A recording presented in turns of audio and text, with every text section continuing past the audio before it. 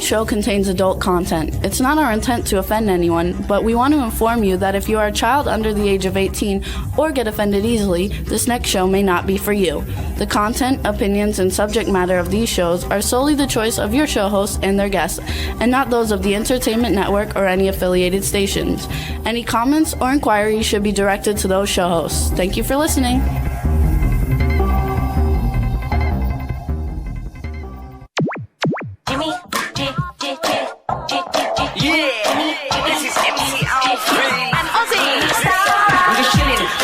Sitting down and designing, where every man in a thinking, what are we gonna be wearing? Yo, I'm a Liverpool MC, you can't trust me, big up the girls inside the party. Let's get down to crazy Jimmy, big up myself and known as Alfie, the one and only, the Turkish MC. Always love the clothes of Jimmy. Bitch, I'm your wanna be, Jimmy Star's new celebrity. We'll take you out to Jimmy Star's. Hey ho, what's up everybody? Welcome to the Jimmy Star Show with Ron Russell. Bringing you the good times in music, fashion, pop culture, and entertainment. We have an exciting show for you guys today. I'm very excited about it. Before I tell you about it, let's say hi to my cool, outrageous man about town co-host, Mr. Ron Russell. Mr. Ron Russell. Yep. Mr. Uh-huh. Can't you say Ron? No, I like Mr. Ron Russell. Okay, well, either way, just go with say it. Ron Russell. All right. I don't want to pick a fight with you today, but I will. Yeah. Say hi to Astro, everybody. Say hi. Let's go. Astro couldn't wait to get up on my lap. So he could see Astro. Up here, look up here. See everybody? Yeah, he loves it. He's such a ham. Look at me, I'm on television, Daddy.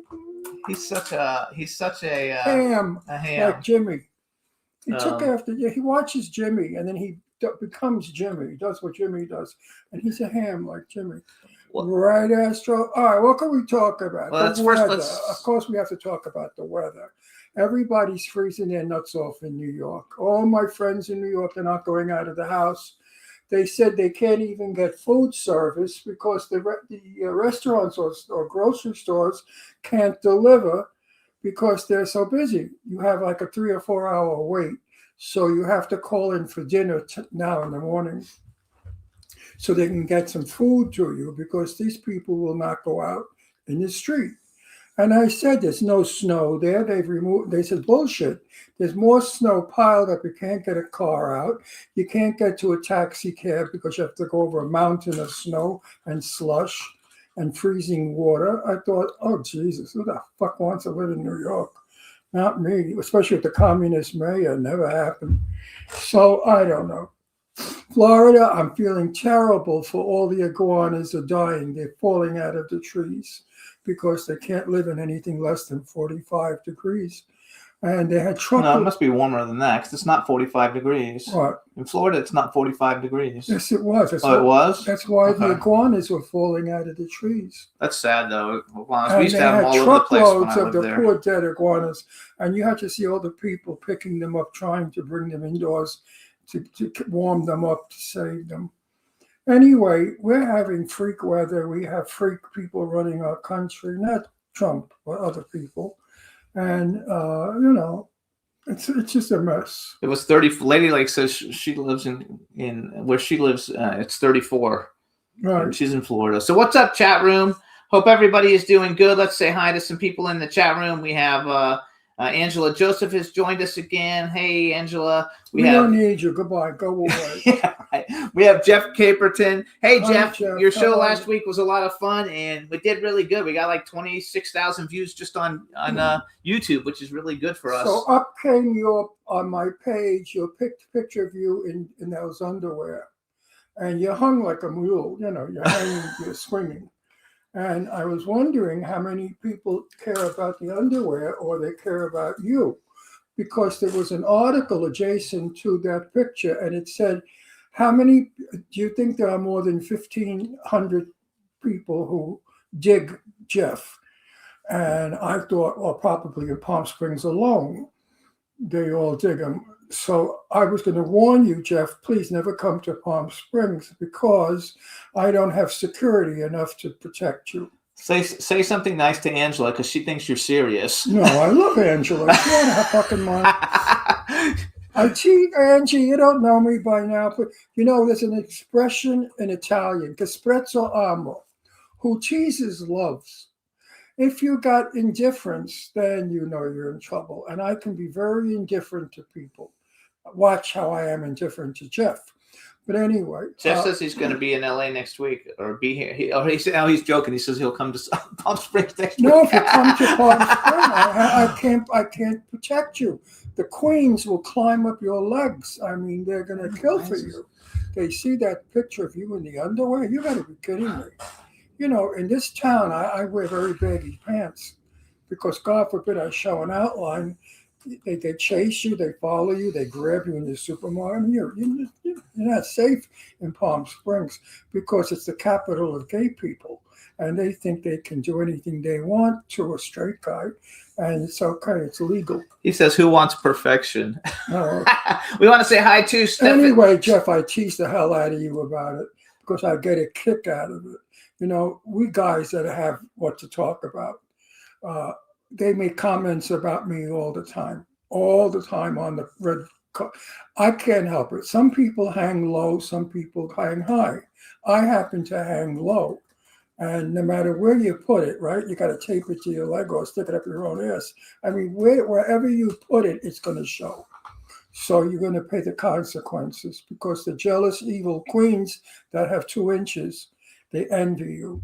All the men, straight men, if you're in a men's room and you're peeing and you're Jeff says low and to the left. What do you say? Low and to the left. Low and to the left, right. How do you dress is what it's called. Low and to the left.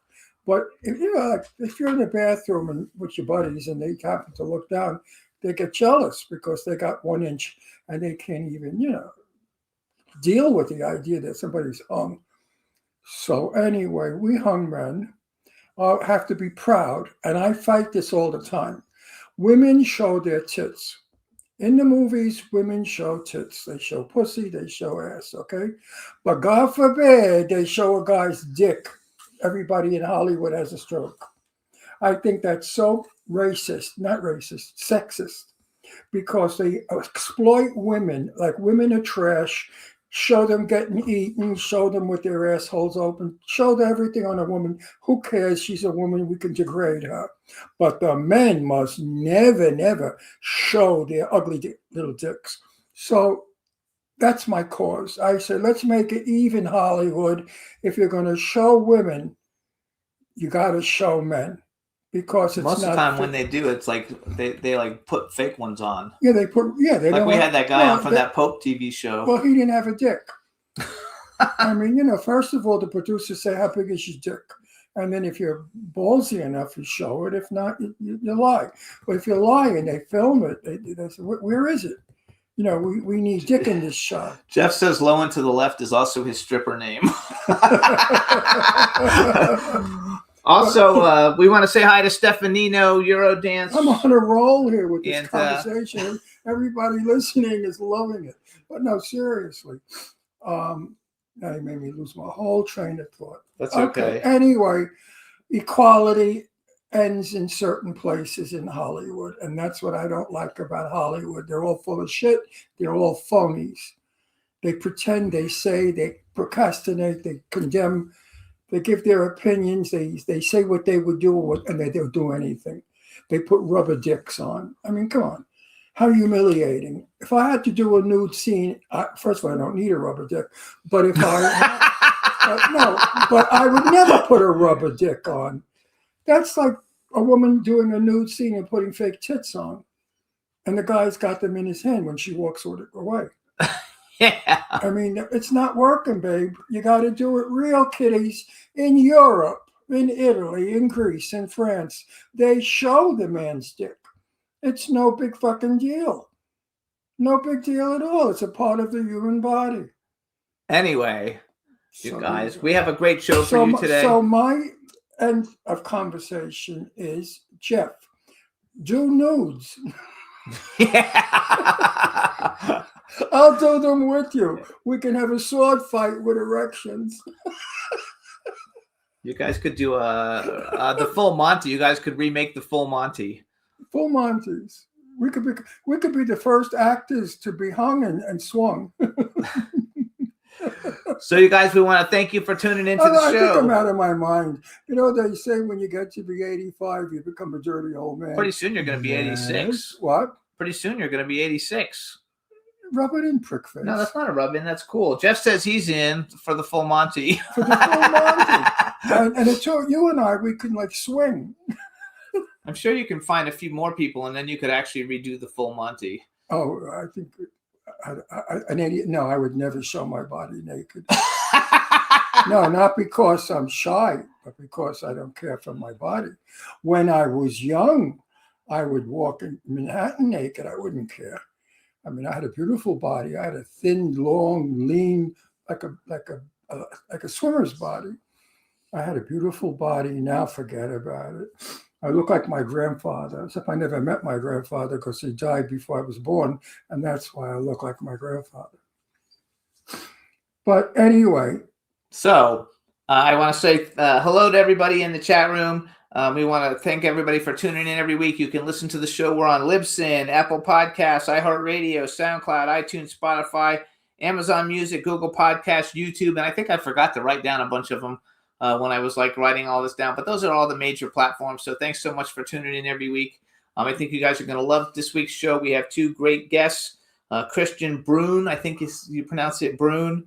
Actor, producer, and writer. And then we have Emmy winner Darin Brooks, who's also an actor, writer, producer, and he's also in all your favorite soap operas as far as soap opera acting, and then he's also in a bunch of cool movies and if TV these shows. Guys are listening in, they say, what the fuck kind of show are we going to be on? They talk about dicks. Well, you know, they talk enough about women's tits, so let's give men some notoriety. Yeah, I love it. You know, I mean, if I look at this, some of these broads with these fake boobs, they got like 99Z tits that go from here to across the street. You know, a guy sees that, and for hours he's talking about it. So let's give chicks this opportunity. Let's show them our wangs so they could talk about them for hours. There you go. That's hilarious. Ladies out there listening, would you like to see men's penises, like all your soap opera stars and your movie stars? Would you like to see what they've got? I know that my daughters both, who are not young, they're in their 50s, they always talk about guys, you know, who doesn't have. I listen in, I sneak around.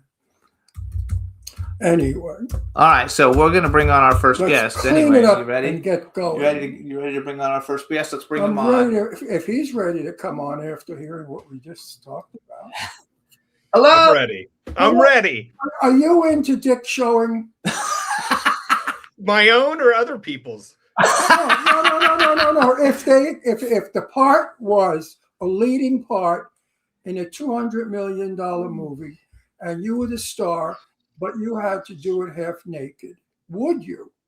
I mean, I've shown my ass and probably the back of my balls many times on screen. So what's a little flipping around to the front? If it's good for the story, then let's go for it. Why are men ashamed of or shy about their penis? I don't understand it. We've been taught that by. Listen, some of us are growers, not showers, okay? No. I love it. No, I understand. But there's nothing wrong with having a small penis or a big penis. You know, it's a penis. And if it's part of the movie, it's important. It's true. I would not go naked because I'm old. I'm 85. Who the fuck wants to see an 85? Some people, I mean, there's the internet. Probably has a lot of that on there. I'm married to him. I like it. Yeah, exactly. There you go. You're a sick trick. I look in the mirror. When I get out of the shower and I look in the mirror, I say, oh my God, what the fuck happened to you? You know, listen, you got to work on your self-worth, because I do the same thing to myself when I look at myself in the mirror. So, you know, we just need to do some inner healing and embrace our natural nakedness. No. But when you're used to looking in the mirror and seeing Adonis, and then suddenly you look in the mirror and you see Adonis's grandfather, you know, it's shocking. Well, the key to that is to never be an Adonis like me, and then you won't ever get disappointed when you get old. I mean, you could. I'm aging like a fine wine. I'm trying to like get more and more handsome as I get older. That's my goal. I'm trying. That's what to, I did. Yeah, look, Yeah, there you go. I lost looks as I got older. All right, we got to You look introduce amazing. all this. We have to introduce him. First of all, I have a question. So I watched all these videos of you on YouTube to figure out, and nobody ever mentions your name when you get interviewed on a red carpet. They say, here he is. How do we pronounce the last name? Is it Bruun? Yeah, you nailed it. You Oh, nailed it. good. A lot of people get it wrong. It's like prune with a B. Yes. So I Yeah. watched all these videos, and I only watched the beginning of Oh, them wait a because minute, that's a German name. It would be pronounced Brun. Norwegian, Norwegian. Germanic, but Norwegian. Yeah. And you don't pronounce it Brun? Nope. Nope, Bruun. it's Bruun. In German, it would probably be Braun, like Braun. But in Norwegian, the two U's, I think in Norwegian, it would be pronounced like Brun, like a weird kind of sound. So, You're the first Norwegian I ever met. hey, look at that. You don't meet Norwegians. There aren't many in this country. It's because they have it so good in Norway that they stick around there. It's You're good not living in in this Norway. country either, right? You're in Canada, right? Or no? I'm in Los Angeles. I'm in, you're in I'm Los in LA. Angeles. Okay. Yeah. But you're from Canada. I'm from Canada. I'm a citizen of Canada, and I'm also actually a citizen of Finland because my father was born in Finland. That's the Norwegian side, and it's all mixed over there. It's like Swedish, Norwegian, and Finnish mix. But yeah, I'm a citizen of Canada and Finland, and I'm here on a green card. I love it. So let's introduce I'm you. 100% Italian, and I could be a Nice. citizen in Italy because of my father. He was There Italian. you go. But I understand it is so difficult to become an Italian citizen. It really is. And so they offer it to us, but they say it takes years. I don't have Right. it. So wait, I want to I got- introduce him, I you got guys. I want months. to introduce him. All right, everybody. Now we want to You welcome. got years. All right. Now I want to welcome to the Jimmy Star Show with Ron Russell, You look like a actor, nice guy. actor, I like producer, and writer Kristian Thank you. Bruun. What's up? You guys will know him from lots and lots of things. I have one thing in particular that I brought Great. you, that I met you. When I saw your face on Instagram, I was like, "That's the dude from Ready or Not," Yeah, that's right. There you go. which I believe is probably the. Do you consider that a horror movie? Yeah, I would say it's like a horror action comedy film. Like Yes, it's a mix of a bunch of it. stuff. What is that? But- Ready or Not. So Yeah. actually, Hold it. we're gonna play a trailer. You'll recognize it. You and I went to the movie theater and I saw know, it. I know. Why are you treating me like I'm 80? No, I'm not. So what do you want? I'm talking. You're interrupting. We do this all the time. It's No, normal. no. That's fine. I love it. You know what you're talking about, but the 5 million. I know, but I'm don't explaining it. You stopped me. know. No, I So you don't. guys, You don't do it right. he's in the movie. He's in the movie Ready or Not. You guys Don't Came get out in- married to a guy it- ever. Came ever. out. I'm Came giving out you in my 2019. You haven't aged a day since it came out, Thank you. and it is probably the best horror, thriller, comedy, action movie of the last 10 or 15 years. It's a really good movie. Thank you for saying that. I love that movie so much. It's one of my favorite things I've worked on. We're going to talk about it more in a minute, but before we do that, first of all, we have people in our chat room. Say hi to the chat room. Hey, chat. And then this is my cool, outrageous man about town co-host Don't Ron be Russell. nice. Don't be nice. Hey, Ron. I'm not being nice. Don't be nice.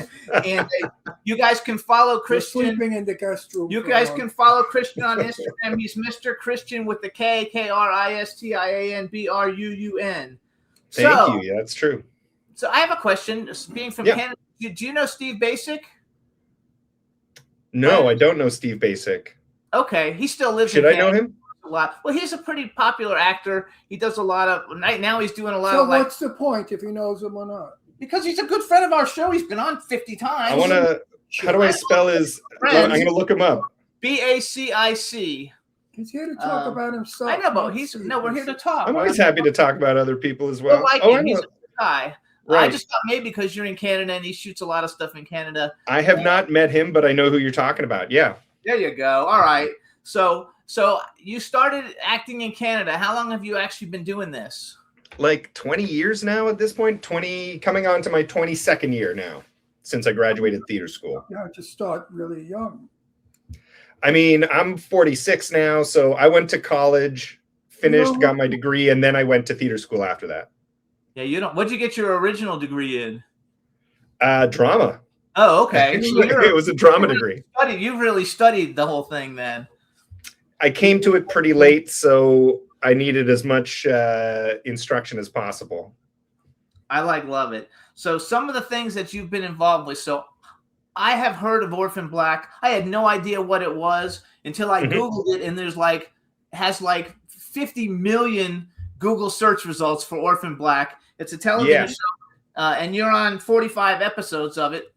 Tell us a little bit about what actually is Orphan Black for the people who don't know what it is, because I didn't know what it was.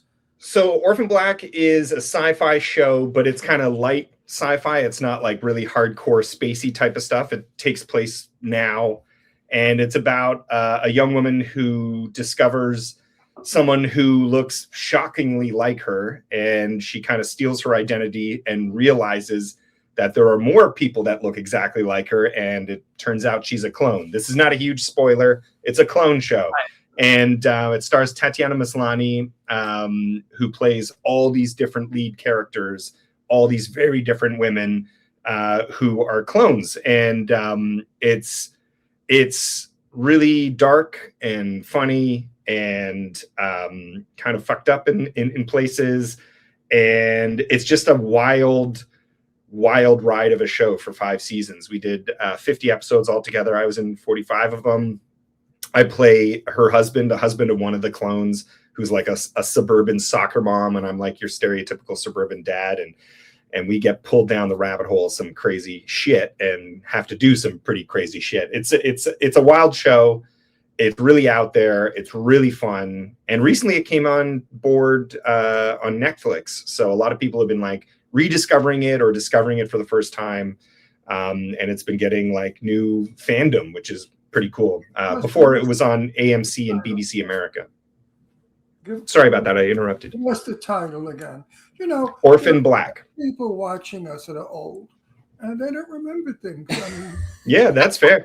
It's called Orphan Black, and that's the biggest audience because they're home all the time watching TV. Yeah. And Jimmy runs through it. That's why I fucking get pissed off with him. I knock the shit out of him one day.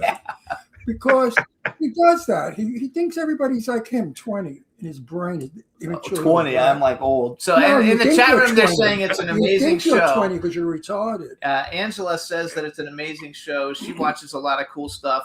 I know it's such a big deal because I when I Googled you for YouTube just to see what was on YouTube, almost every interview that's on there, everybody talks about Orphan Black. So hugely popular. I'm gonna watch it now that we've met you and we've had. Yeah, give it a go. It's really fun. No, that's a TV series, Orphan Black. You see what I mean? How you assume that the audience knows what the fuck you're talking about. They do. They're all in the chat room. They all know what I'm talking about. No, that's not the audience. That's the chat room, faggot. No, I'm hitting you. Anyway, stop. Very hard. All right, so we're going to go back to Ready or Not so Ron remembers what it is because he loved it when we went to the movie theater. So you guys ready or not? Stars Samara Weaving, Mark O'Brien, Adam Brody, Henry Czerny. I don't know how you pronounce it. Henry Czerny. He's super hot, by the way. He's Lauren, awesome. Lauren Holly, we were very good friends with Lauren Holly's father before he passed away. Yeah. Aaron Ash. No, Lauren Holly's not in it. Sorry, wrong one. Andy McDowell. Andy McDowell. That's right. And, Melanie Serafano. And people, but it's got She's great. Great premise. Tell everybody the premise of the film real quick, and we're going to play the trailer for them so they can Sure. So Ready or Not is kind of one of those films where it's like happens in one night. And it's basically a crazy family of rich assholes chasing a poor bride who is married into their family, chasing her through the night, trying to kill her. She has to survive the night, and then she can join the family, essentially. And it's absolutely bonkers. It's gory. It's funny. It's wild. It's brazen even. There's a lot of swearing and action. And it's one of the most fun times you can have watching a horror film, I would say.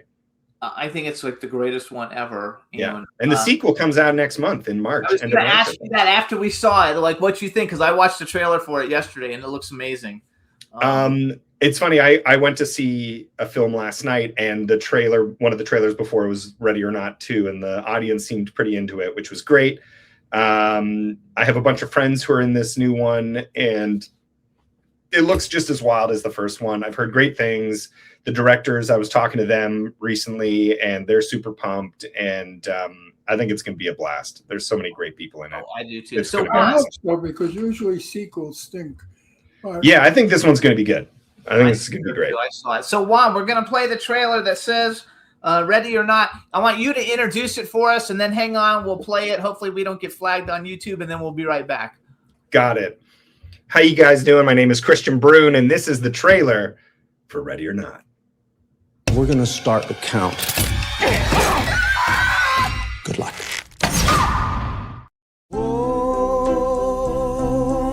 I can't believe that in half an hour, I will be a part of the Ladomus Gaming Dynasty Empire. Dominion. We prefer Dominion. I honestly can't wait to be a part of your family. There's just one more thing. And then you are officially part of the family. So, at midnight, you have to play a game. Why It's just something we do when someone new joins the family. a game? What game? Hide and seek? Are we really gonna play that? Well, the rules are simple. You can hide anywhere. We then try to find you. So there's no way for me to win, right? I mean, stay hidden till dawn. No, thank you. Good luck.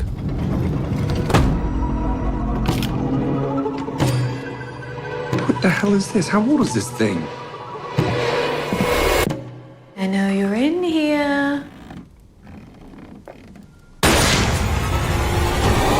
Oh, Jesus. You shot the maid. Does she look like she's wearing a giant white wedding dress, Emily? Holy shit! I had to play along so that I can get you out. It's insane. They think they have to kill you before sunrise. Something very bad will happen to the family. If we don't find her and perform the ritual, we're all dead. Found her. God damn it! Emily! I don't know what I'm doing! And today's video is called Getting to Know Your Crossbow. I forgot my gun. Why don't you just use mine? Mr. Ladomus, I just saw her running. Oh my God! Oh, fuck your fucking family! You're just another sacrifice. Do you think this is a fucking game? Yes, hide and seek. Remember? They wanted to get married. No, I'm sorry. I'm sorry.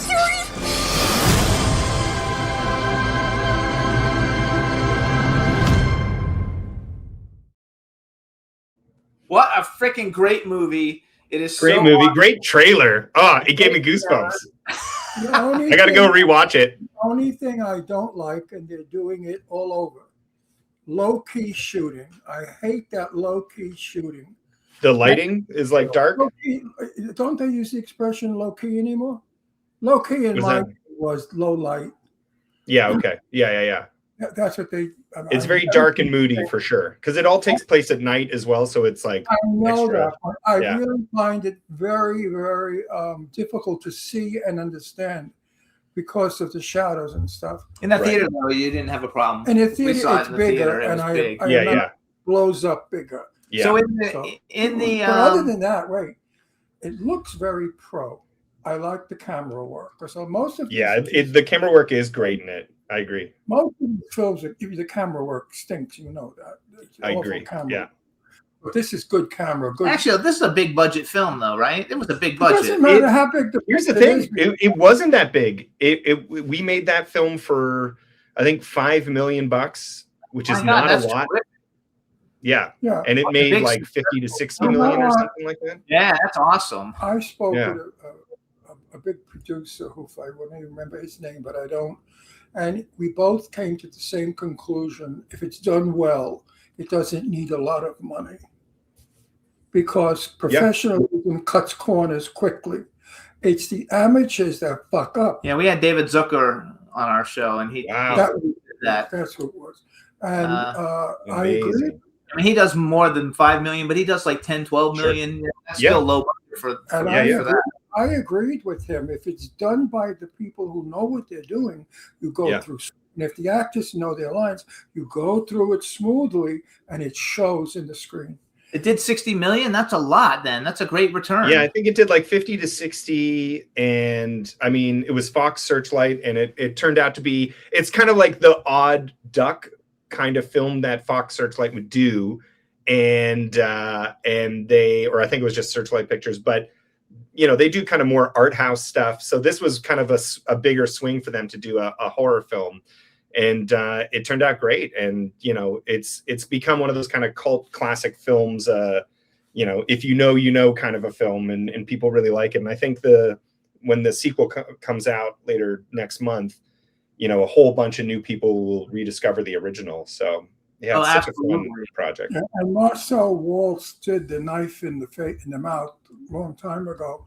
And I've seen it sometimes. It seems to be the new thing. It happens in Scream a lot too. I bet it happens in Scream. Scream comes out. Well, the directors went on to make the last couple Scream films, so they really this really kind of put them on the map. Yeah, and they did Abigail as well, which was a vampire film. Abigail was a great movie. Yeah, Abigail was done really, really well, and it had the girl from Scream 6 in it too, or 5. Scream 5 and 6 That's were in right. it. Yeah, which is really good. Do you like horror films? I love horror films. I would love to do some more. I always. The weirder the job, the better sometimes. It's just, I love having those moments on set or even on stage where I'm like, what the fuck am I doing with my life that I'm getting paid for this? This is too much fun. This is ridiculous. Spending a day covered in blood, like fake blood, is sticky and so much fun. I don't do the fun. He doesn't want the blood to get in his hair and wreck it because you can't get it out in his white hair. It stains. I have pink. Just dye it black. Yeah. Right. One thing that's cool. One thing that's cool about the sequel is the fact that it starts. According to the trailer, it starts right immediately after. The first one, which I think is great. And what about? So, who is the actress who plays like the aunt who always has that? Aunt scary... Helene. Yeah, that's Nikki Guadagni, and she's hilarious too. We filmed that. In Toronto, and just outside of Toronto. We filmed it at the Billy Madison house from the movie Billy Madison. That's in Oshawa. And then also Casa Loma, which is like this grand old, crazy old mansion in Toronto. And Nikki is a Toronto actor. She's been around for years. She was in a classic sci-fi horror film called Cube that was actually written by the creator of Orphan Black, Graham Manson. So she's been around for years in the Toronto scene. They've made a bunch of those Cube movies, but the first one, it's a really good one. It's so good, yeah. So let's brag a little bit for you. Okay. Here's some of the things you guys some TV stuff that you guys will have seen Kristian in. He was in The Recruit, Snowpiercer, great show, The Rookie. I actually had breakfast one day with Nathan Fillion at a Comic Con. Oh, he's the best. He's a great guy. Best. Yeah. Early Risers, Family Law, which is a show that I love to death because I'm a big Victor Garber fan, and Lauren Holly's. Oh, nice. He's the best. He's awesome too. Lauren Holly's not really a friend of ours, but because we were such good friends with her father, I watch all the stuff that she's in. That's great. Orphan Black, the podcast. Is it an audio book or a podcast? There was also a scripted podcast that we did a couple seasons of. That was really fun. There was comic books that we were in. Like it was a world that really expanded, that's for sure, beyond just the show. I love it. Good Witch, you guys. Carter with Jerry O'Connell. Hudson and Rex. Departure, by the way, was a really good show. That was fun. The Handmaid's Tale, which is probably one of the biggest shows of the last 5 years. Yeah, I played a creepy doctor. Yeah, creepy fertility doctor. And Impulse, and then you have Orphan Black. So I think it's all super cool. So what do you prefer? Because you've done a ton of TV and you've done a bunch of movies. Do you have a preference of one that you like better than the other? It's funny because as a consumer, I watch film. I like a one evening commitment to watch something. But as an actor, I got into it to do movies, and I would like to do more movies. I really would like to do more films, but TV is great because the contracts are longer and you can make a little bit more of a living sometimes if you're paid by the episode and you're a regular cast member. And that's nice as well. Plus you get all this time to like flush out a character, which is really fun. The Recruit, which we did on Netflix the last couple of years, is a great show. I really loved working on that. And you just have so much time to spend with people, you know, and getting to know them. You build a family with these people. It's great. Yeah, I love that. But television is a lot of hard work. Yeah. Very hard Yeah, the work. hours are crazy. And you're doing it for months. Like it's you got to move locations and stuff. It's a long time. What I hear, I'm going into a TV series now called The LA Mob. No, LA Mob Story. LA Mob Story. And Nice. I play Lucchese, one of the New York mafia people who goes to California. It's a 4-part story, how Awesome. California got all the mafia. Yeah. And based on truth. And I play Lucchese, probably, you know, Lucchese. And I don't know how I'm going to handle the time. So I said to my director, actually, I said, can we fuck around with the lines? Because I don't really like doing lines that people write that are not right. If you're going to write about a New York mobster, I'm a New York Brooklyn boy. I hung out with the mobsters, so I know what it's all about. Yeah. I can't say something that is incorrect. And television doesn't allow that. You're not allowed to change anything. You got to go by the letter or the director. I mean, that depends on the showrunners. Sometimes they'll let you improv and have some fun with it and bring your own life to it, which is always, I think, a helpful thing. It's rare, but it's helpful. I heard not. I asked a lot of TV stars, and they said no. Then the union gets crazy, and this one gets crazy if you change anything. But one incorrect sentence can change the whole thought of what you're doing. Yeah. Yeah. And have you worked with TV people that let you change? Well, hurry up with it. Let's go. It may be interesting to some people, not you, because you know it. I want to ask him what his thought on it is. I'm getting there. But see, Jimmy, just go. Don't explain to me. Explain to the audience and explain to him. Let's go. You know what? I'm quitting this job. I'm witnessing this. This is great. Somebody else next week. Go. Come on. I work for free because I'm married to him. All right? He takes advantage of that marriage license. Come on, let's go. No. Come on. No, you do it. All right, so have you worked with TV people that have let you change lines at all? If you I have, yeah. On Orphan Black, Tatiana Maslany is like an amazing improviser, and I come from an improvising background as well in some of my training and performing, and so there was a lot of times where, you know, at one point, not to give too much away, we have to hide a body, bury a body in our garage. And the director was like, okay, we've got all this stuff that we have to do and we have to capture on camera. We're going to set up cameras all around the garage. We were on a set. They built a garage. We have a wide camera, a close camera, cameras following you. Just come up with stuff. Have fun. You guys got to wrap the body, dig a hole and bury it and just go to town. And they let us improv that whole scene that kind of cuts together quickly in us. You know, they let our characters improv a lot because they love the kind of comedic, strange relationship dynamic that this couple had. Kind of similar to how you guys operate as well. Like there's a really good amount of banter that you guys do. They let us do that, which was great. And I found in recent years, I think as you get on in your career and you have a bit of experience and a bit of a reputation that hopefully is good, people will allow you to do that because you're established. They know you, they know what you bring to a project, and they want that person. They want you and to bring, you know, everything that you come with into the performance. And so I always respect the script. I always give the script, and then I give options. And sometimes it's just like a button of a line at the end of a scene. Sometimes it might be, you know, just little things peppered in here and there in between the lines. But you got to respect the writing and you got to respect the writers. And I always consult them before, or the directors. If the writers aren't on set, then the showrunner and the director gets the questions, or like, can I just loosen this up, or can I throw this in there?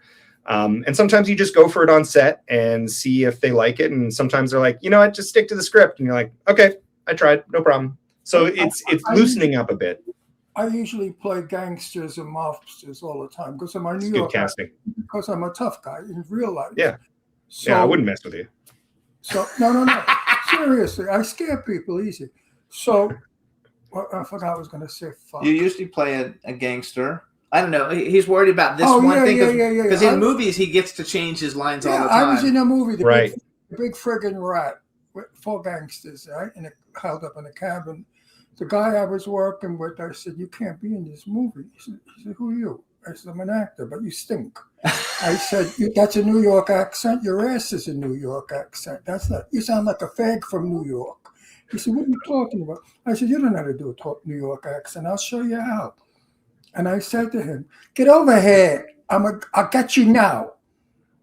Get over here. I'll get you now." That's not how it goes. Get over here. Here. You know how to say here? Here. You should be a dialect coach. He would be. I would work with you. I would work with you on a dialect for sure. That's what my producer said. I'm already doing the narration for the movie, and I'll probably be doing the dialogue for them because I can't work with anybody that has that fake New York, Brooklyn accent.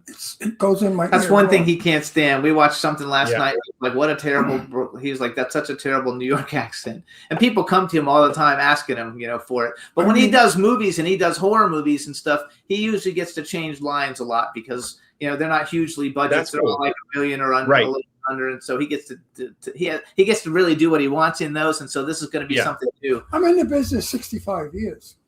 Yeah. So people have a little respect for that sometimes. Yeah, absolutely. As well they should. And it's not like these scripts are Shakespeare. Like I'm sure the writers work really hard on them. But sometimes with TV, like people are just like trying to make a deadline and they're just pumping out scenes and they know they're going to get to them later, but they don't. You gotta work as a team. Old Hollywood of the 50s. If a star didn't like a line, they walked off the set. Yeah, they just can't do that. You can't do that nowadays. They replace me so fast if I tried that shit. Just to give you a little bit of Ron's background. So Ron has been in the industry for a long time. His best friend was Jane Russell. He was friends with Tab Hunter. He was friends with Tippi Hedren. He worked with Elizabeth Taylor. He's worked with like all the so he really comes from the classic days. Betty Davis. He comes from that era, and so we watch a lot of Turner Classic Movies, and then he watches. Some of the stuff coming out now is so bad that we end up watching a lot of stuff from like the 70s and 80s and stuff. Sure. But Ready or Not was not that. Ready or Not was a great thing. Because what has not happened is camaraderie. We had camaraderie on our set. We'd all gather together without the director, without the producer, the actors, and we'd form a force. And I'd say, what you say sucks when you tell me to drop dead. Tell me to go drop dead. We discussed our little sneaky shit together. And then when we were shooting it, they cut. Where'd that come from, Ron? We just thought we'd try it. Yeah. I think that's great. I love that. I mean, I'm all about if you're working like Ready or Not was an ensemble film where like we were a big group doing some crazy shit, and The Recruit was the same thing, and even Orphan Black was the same thing. I love being a regular cast member on something when you're on location for an extended period of time because like we get together, we have dinners, we shoot the shit, we get to know each other, we like build that family, and that just makes the time on set so much easier and faster, and hopefully the material better. If you have like rapport and chemistry with your cast, I think that's pretty important. If you work with people like Katharine Hepburn, there's no questioning what she says. So you don't even question it. If she changes a line on you while you're filming, and you suddenly get thrown because now your cue line has changed. Where's my cue line? You don't know where it is. You have to put up with it because those were honest, not today. And that's film too. That's not like you can just let that thing run forever and just go back and like. You're right. That's fucking expensive. Real film, it's expensive. Yeah. that. So you do a lot of But stuff. That's why people that worked with Marilyn Monroe wanted to commit suicide, because she never gave you the right cue line. Interesting. And you would do 63, 64 takes. Could you imagine? Could you imagine doing that? You know, I've never experienced that, and I kind of always wanted to. Like, you hear of like Kubrick doing over 100 takes, or Fincher is like David Fincher is the new Kubrick, or our current Kubrick, who does like 100 plus takes. I've never experienced that because there's never time and budget to do that. But once in my career, I would love to work with someone who's that anal retentive, just to see what it's like probably draws a performance out of you just out of sheer frustration and like anger. But I want to see what that's like. That's funny. I was in a movie where I had trouble with Bitcoin. He couldn't say the word Bitcoin. He didn't know what it was, so he couldn't say it. I didn't know what it was. I said, what the fuck is a Bitcoin? It's a grift. That's what it is. It's a grift. Yes. I did 3 takes on it, and I was bored. I didn't want to do another take. It's enough already. I said, we'll voice over it. I get, for some reason, my brain doesn't coin. He couldn't do it. He even wrote it on the wall and everything. I still have difficulty with it. I was in my speech. So you do big budget stuff, and you do also do. I'm going to assume this was a lower budget thing. I wrote it down because I think it'll be a funny story, whatever it is. But you did a movie called "How to Plan an Orgy in a Small Town." Yes, I did. I love that movie so much. I love that movie. I'm gonna assume that wasn't a huge, budget, and it's that was a low budget Canadian film. It was so much fun. Actually, Mark O'Brien, who was in Ready or Not with me, he plays the groom in Ready or Not. He's in that film. My buddy Ennis Esmer, Jewel State is in it. Lauren Hawley's in it. Who else? It's such a wild, crazy, bizarre, fun movie. Jeremy Lalonde is the writer-director of that one. He also directed another movie I did called The Go-Getters, and both The Go-Getters and How to Plan an Orgy in a Small Town, I love both those movies so much. Look them up. Go watch them. They're so ridiculous. I love those movies. There's some nudity in both. In fact, there is some dick in Go-Getters. So there's a famous dick scene in that one, and plenty of nudity in How to Plan an Orgy in a Small Town as well. Good. So you do a lot of, even though. What did you think of Killer Clowns from Outer Space? I haven't seen that in since I was a kid, like a long time. It's my favorite. I can't even remember it at this point. Did I get the title right? Yeah, Killer Clowns from Outer Space. Yeah, I think I remember being scared of clowns because of it. I mean, that scans. He's not afraid of clowns. He's done I'm in about 6 clown movies. Right now, he's got Clown Motel. He has Clown Motel 2, Clown Motel 3 coming out. He has another one called Clowny. He has one that's. Is that based on the Clown Motel in Nevada? I drove past it last year on a road trip. Whoa, shit! You shot it there too. We shot it there. We stayed in those rooms while we were. That place is haunted as shit. Nope, I'm staying somewhere else. Fuck that. Fuck that. And, so we did that, and then he has another movie called Clown Fear, I think, that's out now. So he's done a lot of clown. He's done a lot. He does not do it anymore though. He doesn't want to do anymore. Clowns. He doesn't want to be the clown actor. And yeah, you don't want to be the clown guy. Were you a clown in any of those films? No, he's okay. That's no. I played General Milan in 1, 2. In 2, where we kill all the clowns, and then I play. He's a grandfather in one clown movie and a priest in another clown movie. With Dawn House. Amazing. Heisling. Donna Lee Heisling, yeah. Donna Lee. Anyway, Heisling. they're fun. They're fun you movies. Know who Donna Lee Heisling is? No, I do not. I do not. We do a lot of indie stuff. I've produced a lot of lower budget stuff, but now I've upped it to the $3 to $7 million range, and we've got 8 films working on. And yeah. And you have great comedic timing. I like you. I said it before, but you didn't hear that because you're a big fan. Thank you, sir. I appreciate it. I like you. I think people like you. I think you have a nice personality. Well, that's very sweet of you to say. Thank you so much. You're very friendly. You're very easy. I like easy people to know.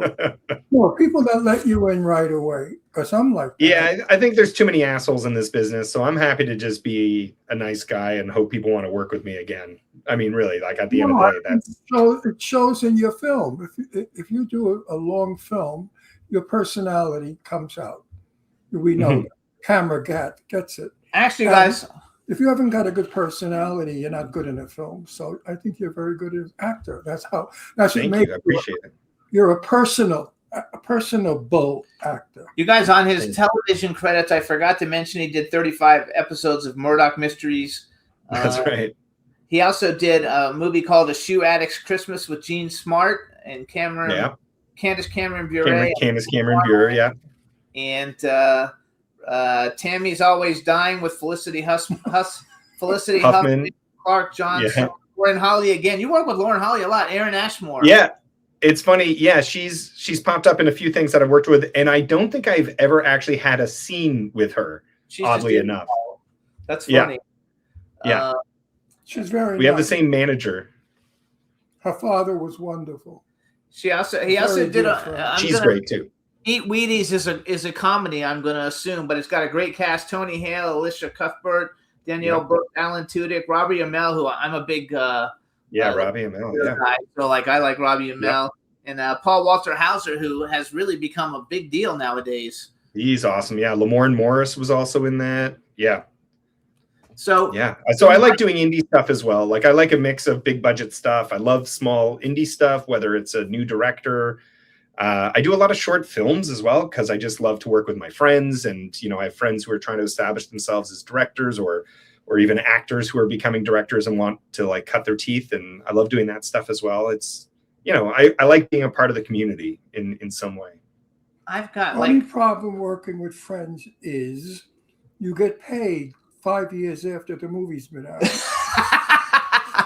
Ron, I'm telling you, with some of my friends, I just do it for free because I'm like, okay, I'll help you out. I do too. I did that for my one, I won't mention who, but a very good friend of mine did 2 movies free, and he just thought now Ron's going to work forever for free. And I haven't of course, I haven't been paid yet for the last film I was just in of his, where I did a cameo.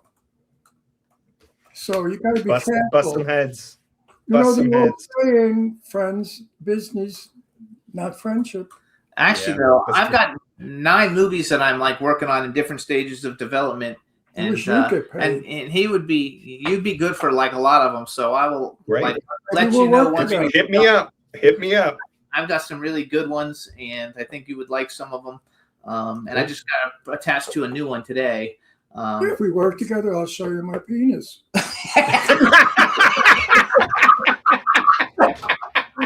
Well, now I gotta work with you, Ron. We'll bond penis wise. So do you have, what is your like more favorite thing? Like, do you have one of the things that you've done that is like one of your favorites, or you had a really cool experience on that you've enjoyed so much?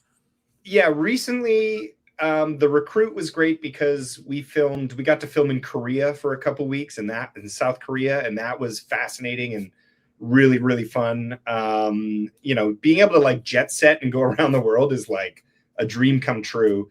Anytime I get to travel for work, I'm just so happy.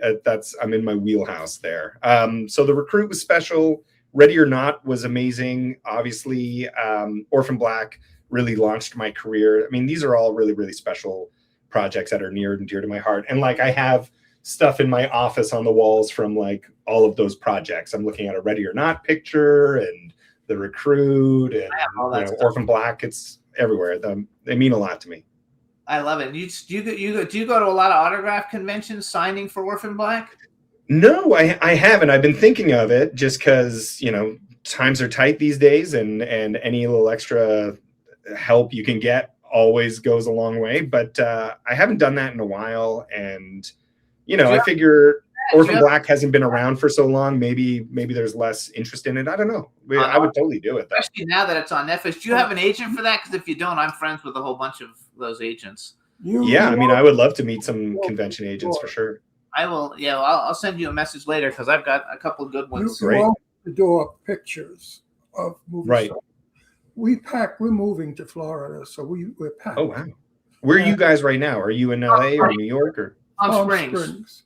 Oh, great. Oh, nice. Not great, horrible, but anyway. Very hot.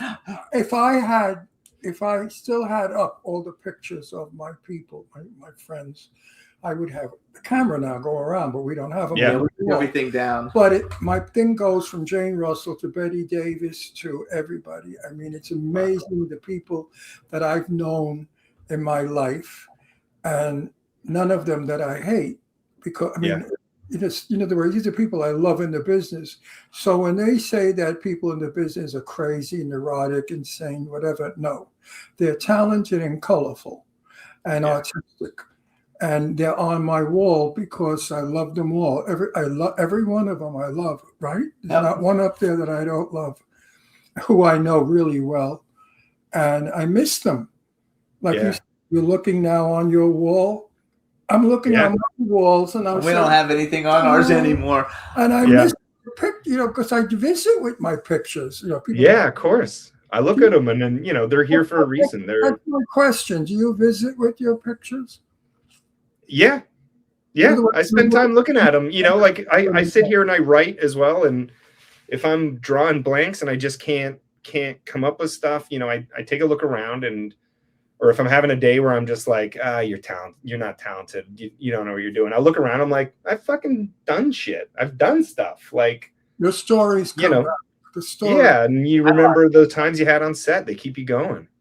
I actually I have a new horror movie that I'm like working on, and I think it's almost financed, and I've already got action figures made for it. So I've already had the action figures made for it. Do you have an action figure for any? No, I at one point there was a bunch of like Funko Pop dolls that were going around for Orphan Black, but they didn't do one for me. I think a fan made one for me once.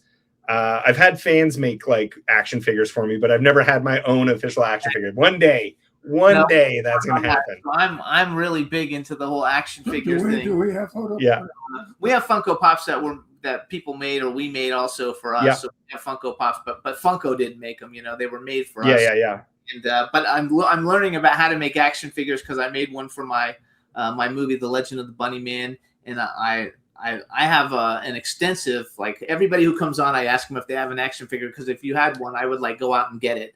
I wish I had one, Jimmy. I wish I had one. We will work on that because I think that would be like really fun. So let me ask you this. This is something I like to ask all the actors that come on.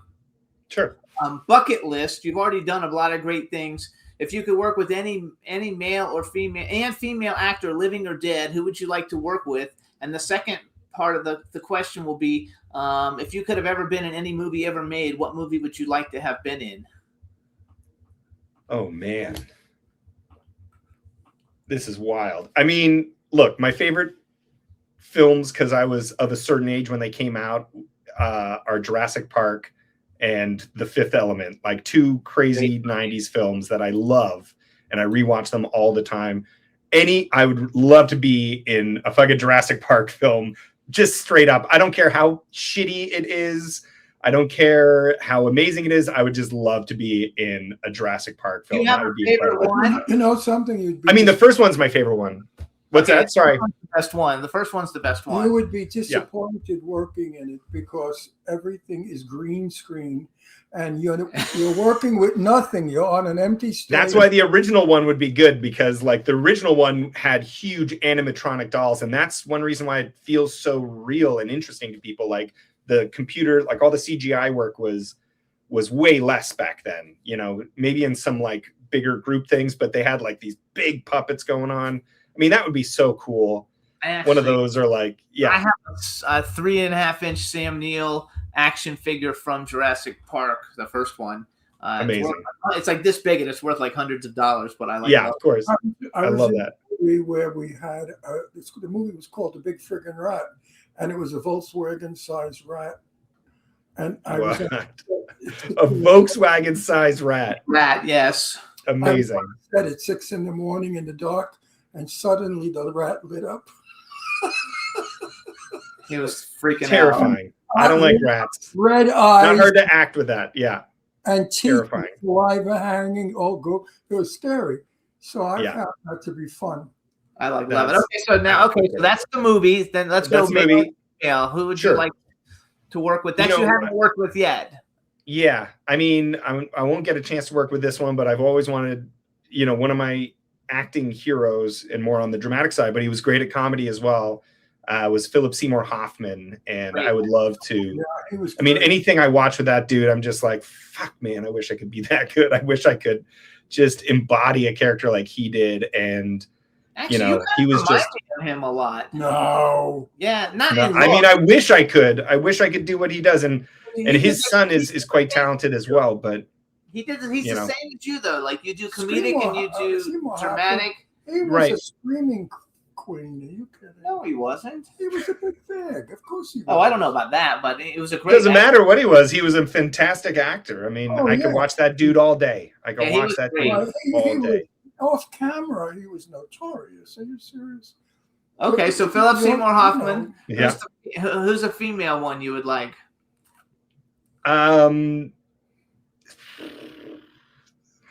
Angelina Jolie, because she's just like a force of nature who, anytime I watch her, I'm just intimidated by her. But like, I love watching. Angelina Jolie. I just love like powerful women giving powerful performances. I mean, she's a boss and she's tough. She's a tough as nails character for sure. And I think she would be cool to work with. I'm going to tell you my story. I'm sure you've got one. My daughter Deirdre and Angie went to El Rodeo School in Beverly Hills, and Angie grew up in my house. I made peanut butter and jelly sandwiches for her as a kid. She swam in my pool, and she got in trouble with my daughter every week. I had to go up to school. John Yeah, Voight, she was a wild one. Yeah. John Voight and I, because one time Deirdre and Angie were under the sliding pond. They took my wife's makeup and they were making each other up. Another time they were in pajamas and they refused to get out of their pajamas in school. They went in the clothing room and put pajamas. They just got in trouble, the two of them, all the time. I love that. I love that. Woodmark was my neighbor, and he was a drunken motherfucker, nastiest person I've ever known in my life. And he used to scream out the window because my kids and Angie made a lot of noise in the pool. So he didn't know that was Angie Voight. I got him at the garage because we shared garages. And I said to him, you know what? When you yell at that little girl, the brunette little girl, you're yelling at John Voight's daughter. You never yelled at her again. Ever. So Ron loves. I hated Richard Woodmark. Everybody out there, he's dead, and I'm glad. He was a fucking drunk you wanted me. So Ron loves the Angie Voight movie with Johnny Depp. What's it called? Or the Tourist. The Tourist. Yeah. What is your favorite Angelina? So my favorite Angie Voight, Angelina Jolie movie. Let me just give you a note about Angie. Her tits are real. They were before her surgery because of her reason. But her lips are real. Her nose is real. Nothing has been altered on her. What you see today, I saw as a child. I love it. Yeah, she's A lovely stunner, that's for person. sure. I love her Yeah. to death. She's shy. I also love all the humanitarian work she does. I think Yeah. that's super commendable. Very shy. She's very shy. She's very introverted. Yet she's a genius in everything. I saw her in a store near my old apartment in LA. There was this store in Los Feliz called Wacko. It's like this crazy art and books and knickknack store. And I was in there Christmas shopping for my nieces one day. And this is like, it's got to be 6-7 years ago. And there's a huge SUV parked out front. I'm like, oh, that's interesting. So I go in, I'm walking around. It's a big store with just tons of curios and weird shit in it. And there's these kids running around everywhere.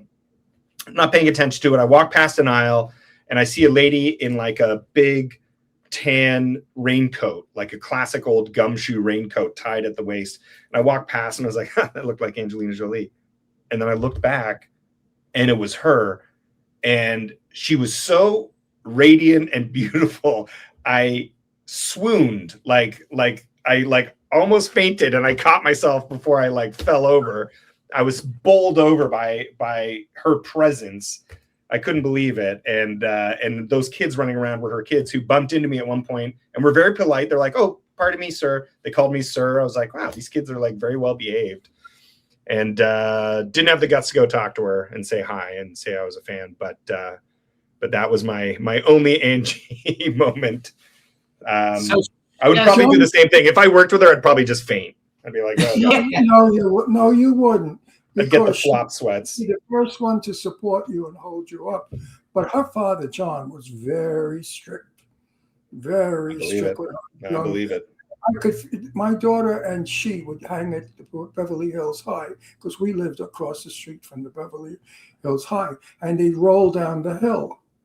You know, the two of them. They'd be running up the hill, rolling down, up the hill, and rolling down. Right. And John said, "Enough," like very firm. And Angie jumped up and snapped to it, and Deirdre said, "Oh, don't listen to him." So wait. She said, "Come on, let's roll." So Angie started I like that rolling. thinking. Well, when Angie started rolling, he said to her, "You're going to be punished for this." And I said, "Oh, I John, believe it. relax. The kids are having fun." Yeah, John. exactly. Next time was Halloween, and we went to the witch's house, and Angie was a fairy godmother, and my daughter was a sunflower, and Doris Day's son started throwing eggs at them. And John and I got really upset, and we told them, "We're going to tell your mother you're throwing eggs at the kids," and the kids, "I don't give a fuck." Oh shit! Couldn't have been more than 8, 9 years old. And John and I cracked up laughing. We were with, what's his name? The guy. Michael Nori. Michael Nori. So wait, I want to.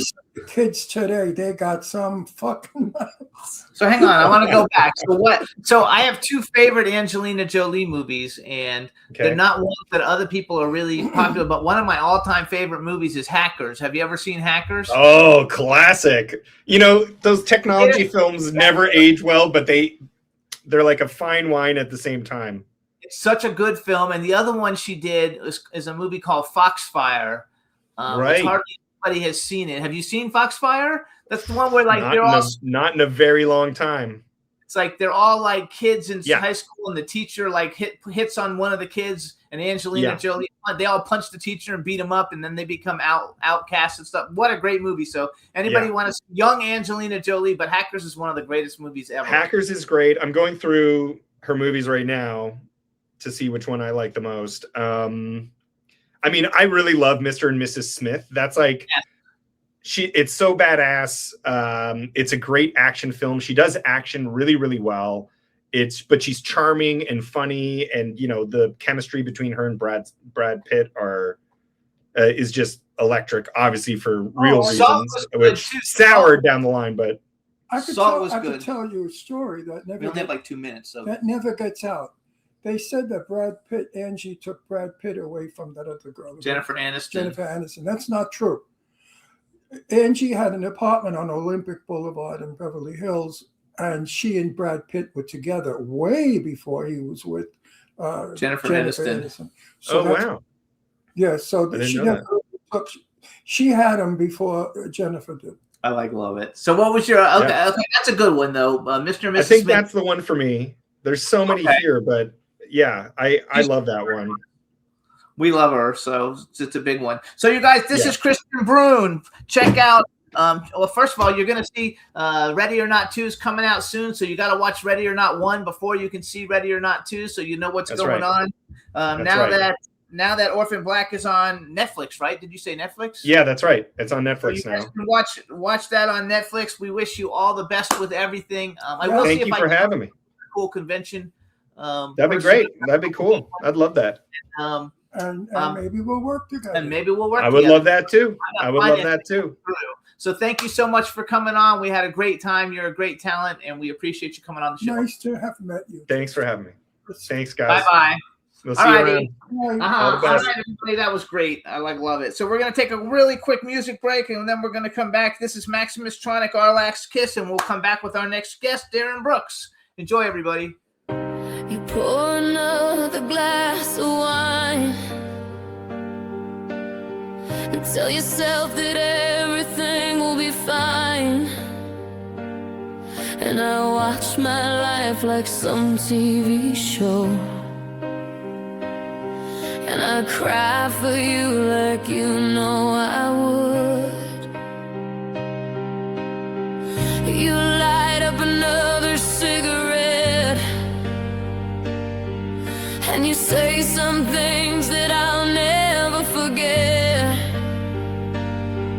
but I can't walk away like some kind of fool. And I take a hit like you know I would. And I never thought we'd be this, and I never knew I'd hate you. Who would have thought our last kiss was the last time for happiness? And I never thought we'd be here, and I never knew I'd hate you. Who would have thought our last kiss was the last shot at happiness? You scream as you punch out the door, and I hold my head while I fall to the floor. And I say to myself, there's more life than this. And I pray to myself that it's gonna stop. You cry when you see just what you've done, and you hold my hand so there's nowhere to run. And I stay right here like some kind of fool, and I'll wipe your tears like you know I would. And I never thought we'd be this, and I never knew I'd hate you. Who would have thought our last kiss was the last time for happiness? And I never thought we'd be here, and I never knew I'd hate you. Who would have thought our last kiss was the last shot at happiness? I don't know what to do about us. I don't know how to feel about us. I don't know how to say a word. I don't know how to leave you. I don't know what to do about us. I don't know how to feel about us. I don't know how to love you. And I only wanted love. And I only wanted love. And I only wanted love. And I only wanted love. Day one, our life is like a smoking gun. Day two, I turn away the money you. Day three, it's all about me, and that's all I see is what's left of me broken.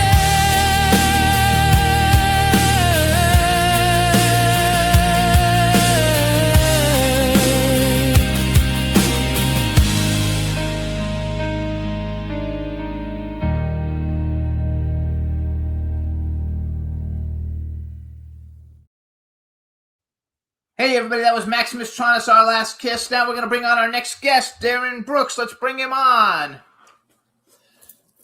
What's up? What's up? How you doing, Darin? Nice to meet you. Nice to meet you guys. How's everything? I was just catching up on that music right there. That was a rocking song. Yeah, that was a rocking song. The artist comes on our show a lot, and so we like to promote the people who promote us. So let me introduce you. Let's first, hey everybody, now we want to welcome to the Jimmy Star Show with Ron Russell, Emmy winner, actor, writer, producer, Darin Brooks. Hello and welcome to the show. Hello, hello. Thanks for having me, guys. This is my cool, outrageous man about town, Ron Russell. Thank you. I'm allowed to speak now, you prick. Yes. You can say hi. You know, we were fighting off camera. I'm going to beat him to shit one day. I'm going to punch him so hard that he's going to never forget it. Okay.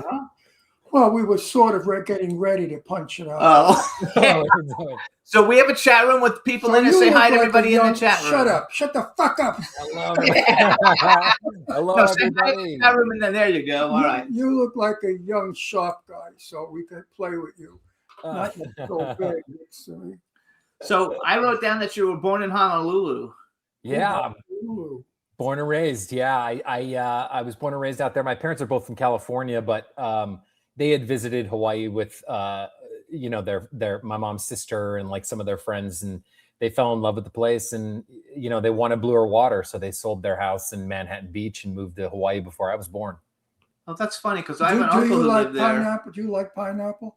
I love pineapple. Me too. Just not on pizza. That's a misconception. I'm Italian. I would shoot somebody if I saw them. I like pineapple with ham, though. Pineapple with ham is good. No, it's it's okay. I just like it's a little overrated for me. I'm just more of a pepperoni guy. There you go. I like pineapple and rice together. Ooh, that's actually a good combo. Gives it a little sweetness. Yeah. Delicious. So Hawaiian, and you put chunks of pork in it. It's really good. So when I started following you on Instagram, and go ahead. Let's find out who he is before we get into the other bullshit. Right? First of all, the girls are looking and they're all wet. So what are we going to do? What are we going to do about it, huh? And I have a feeling you're older than you look because of all the shit you've done. You've done so much shit. Because you look like you're like 21. I thank you for that. I am not. And I haven't done anything. I haven't done any work. I'm a al natural. Yes. No, I don't mean work like that. I mean your body of work, like your movies and all the things that you've done. I think you look young also. I thought you looked very young. No, the reason I know who you are is so this show has been on the air for 18 years. And one of the guests that we had many, many years ago was Paige Kennedy when Blue Mountain State was on. Yes, Paige. So we had Paige on. So I kind of knew who you were already because I used to watch Blue Mountain State. And you were on that show. And so that's kind of like our 6 degrees of separation. And then the fact that you are a big soapy. Yeah. You're a big soapy. So I actually went through and made a list. So Bold and the Beautiful. So we're very, very good friends with Sean and Michelle Kanan. Yeah. Like, they're very. I mean, we're not just bullshitting friends. Like they come to our house for dinner and we go to meet and stuff. So they've been friends of ours for many, many years. I love both of them. Oh my God, they're the sweetest. They're the sweetest two people. I mean, I went to the set the other day. Well, not the other day, a couple months ago, and I saw him, and he's just so like, oh my God, and I'm like, dude, you're such the sweetest man. So I love Sean in it. Yeah. So I made a list though from the Bold and the Beautiful, and most of these people are actual friends of ours. We've had Sean Kanan on, Ron Moss and his wife are good friends of ours. Bobby Eakes, Jacob Young is a good friend of mine. Ian Buchanan, Kyle Lauder, Barbara Crampton, Anna Maria Horsford, Patrika Darbo, Tippi Hedren, Sean Whalen, Robert Pine, Constantine Maroulis, and Robert Craighead. They've all been on our show except for Tippi, but Ron interviewed Tippi because he's friends with her. I know all of those people, and we always rub elbows at the Emmys and stuff. Honestly, the soap community is like, it's a small family, but like everybody knows each other from all the shows, and when I started, 20 years ago in the business, there were 8 or 9 different shows, and then it kind of whittled down to 4, and now there's 5, which is good. But some of the hardest working people in the industry, man. Absolutely. Are you serious? I couldn't do a soap opera if you shot me. No, Sean Kanan told me this at lunch one day. He said, I went to work and I knew my lines. I had the whole script. I had like about maybe 20 pages I had to do. And then they sprang on me 40 pages. Oh, yeah. And I had to learn them in an hour. Yeah. I said, fuck me, because they would have fired me on the set in 2 I can't remember 2 lines for 5 minutes. Listen. How the hell did you learn 40 lines, 40 pages? I'm going to ask you that question. Are you like that with 40 pages? It's a muscle. Honestly, the memory muscle for, memorizing lines and stuff, you build it over the years. And it's, getting on a soap is like the best training. Any young up and coming actor or actress who comes to me and is like, do you have any piece of advice for me? I'm like, listen, 2 things you need to do if you can do it, great. Get on a soap opera and get in an acting class. Because then you go to acting class at night, and the things that you learn from class, you get to try the next day on the soap with the dialogue that you're using and all that stuff while you're learning how to memorize, and you're learning how to find your light, and you're learning how to hit your mark and make sure you're not blocking someone's camera, and all the technical details that you learn from a soap and the memorization, obviously. But Wait a second. I got to interrupt you. Yeah. All the things you just mentioned, you have to know that, otherwise you can't go to work. Well, but some people, it's kind of their first in is like on a soap opera. So for a young 18-year-old kid coming into town, it's like, and soap operas have a little more generosity where they want to get like a young kid and kind of develop them and stuff like that. So they kind of, there's a little leeway with that on some soaps, and they're very gracious to like teach you that stuff. But that's always my advice. Is like, soap opera is the number one place where people in the industry, they should like go and cut their teeth, because if you could do that and you could do 100 pages a day, right? You could do 10 pages in a nighttime show or a movie like that. I love that. Because years ago, we had a thing called blocking. Yeah. Yeah. We had a thing called marks. Yep. We had a thing called key light. Yep. Today, I go on a set. I said to one stupid director, I said, so where are my marks? He said, there are none. I said, what do you mean there are none? He said, it's easy, Ron. See that dresser? You're going to be there. You walk from the dresser to the window, you pull back the curtain, you look to see who's at the door, and you turn around and you go. I said, but what if I'm shadowing somebody? He said, no, there's nobody here to shadow. It is a little fly by the seat of your pants. Oh, and I thought to myself, this is a pile of shit. Look at 3 people on this set. We're going to be shadowing each other, stepping on each other's feet, bang. I mean, you cannot have anyway. No, but I'll tell you, I've had multiple times where a DP or a cameraman has come up to me and has been like, thank you so much for just shifting your weight to the left, because he blocked himself behind you on that shot. And, and I was like, I got it. And that's the training. The soap training is know where your cameras are and know when someone is like blocking your shot, you kind of lean to the side and find the camera. Or if you know that he's blocking himself, lean out of the way in a certain way that you can still see your camera and he gets the shot on his. Was soap opera your first thing that you did? Yeah, yeah. I don't want to lose this. People love this stuff. Camera.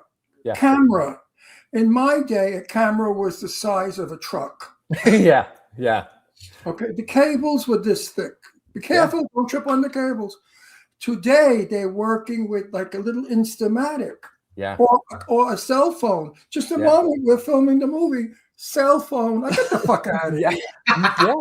No, technology these days is crazy. I mean, the soaps still have those big factor because we don't know where the hell it is. He said the soaps still use big cameras. They still do on the soaps. They still use the big cameras, with the headsets, and they got the you know where you are. Yeah. You can see a light go on. Years ago, when the light went on, you filmed.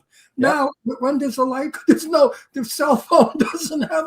Fuck you. Hey, man, listen. I love it. I love hearing these kinds of stories, though, too, because it's like I love old Hollywood. I love nostalgia. You would have loved it because you sound like you actually look like you fit in it with the hat and everything, too. So Ron, is first of all, Ron's a lot older than he looks. He's 85, so he's got like his history of old Hollywood. Like he was best friends with Jane Russell. He knew Elizabeth Taylor. Jane Russell. He knew Betty Davis. Yeah. Oh my God. Taylor. So he knew all the legends, Tab Hunter and stuff back in the day. That's incredible. And so it makes it a lot of fun. Tab Hunter was a good friend for 35 years. Wow.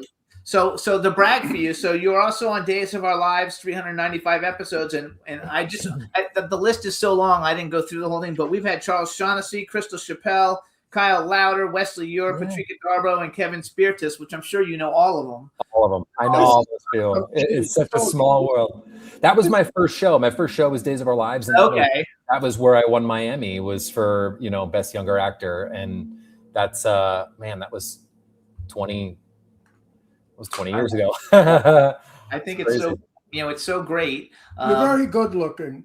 Oh, thank Everybody in the chat room, what do you think? Do you think he's sexy? Do you think he's good looking? Opera pace is Ask insane. the chat room. Chat room, did you hear me? There nobody's writing anything at this second. So girls, or even boys. Girls and boys in the chat room. Do you think he's sexy? So you're a writer, you're a director, you're an actor, you're a producer. So you have a new movie, and it's called The Roaring Game. So you wrote it?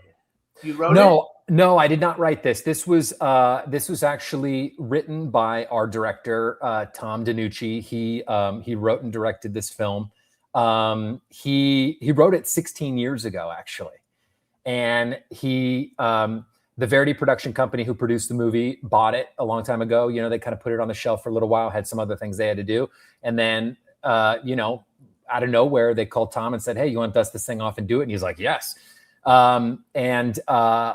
It just kind of happened. This was about a year and a half ago when it all came to fruition. And I read the script and it was so funny. And the people that were attached to it, I mean, we got Mickey Rourke, we got Gronkowski, we got Justin Chatwin from Shameless, we got Eddie K. Thomas, who played Finch from American Pie. We had Antoine Tanner from and Paul Johansson from One Tree Hill, Fievel Stewart, who was in The Recruit on Netflix and some other shows. That's funny. The guy that we just had on before you is in The Recruit. Right. Oh, yeah. I saw that. And John Fiore, I noticed it. Yes. I know John Fiore. Oh, he's the sweetest. He's the sweetest guy. I love him so much. He plays my Uncle Jerry. He's a shuffleboard hustler. I love it. So I wrote the actual description. A janitor brings together a misfit team to compete and win back his girlfriend, who has been selected to play hockey for the U.S. team at the World Games. He intends to use his janitor skills to win the gold medal in the sport of curling. What is curling like when you do this? Yes, you're dumb. Most people will say that, yes. And there's actually a joke of that in the movie. No, curling is the Winter Olympics. You know, where they throw the stone, they roll the stone down the ice and it goes real slow and they start yelling at each other. Faster, faster. Oh, I didn't know that. See, so you didn't know. You were wrong too. I know about the curling. Okay. I curled once in Switzerland. Did you? It was wonderful. It's so fun. It's honestly so fun. It's bowling or shuffleboard on ice, and it's got a beer element to it because it's a Scottish. You know, it's a Scottish sport. It was originated in Scotland, and they call it the roaring game actually because that's the sound the stone makes as it rolls down the ice. Exactly. So yeah, I wrote down Mickey Rourke, Justin Chatwin. So wait a minute, I want to know Stewart, something. Eddie K. Thomas. You look so Italian. Are you Italian? I don't know. I'm not. I'm Irish, Polish, Belgian, Norwegian, and I think French. How the hell did you do all that? And you're not blonde or blue-eyed. Well, I was born a towhead, and then I moved to LA, and now I'm all, you know, it's all dark now. So you do look Italian though. You can play Italian. So Italian. You look like you could play a hood. I would love to play Italian, honestly. I would love to play a period piece. That's kind of my next. I'm going to talk to my producer because I'm doing a TV series we're shooting soon called The LA Mob Story. It's how the mafia got to Los Angeles. And I play Lucchese, one of the mob bosses.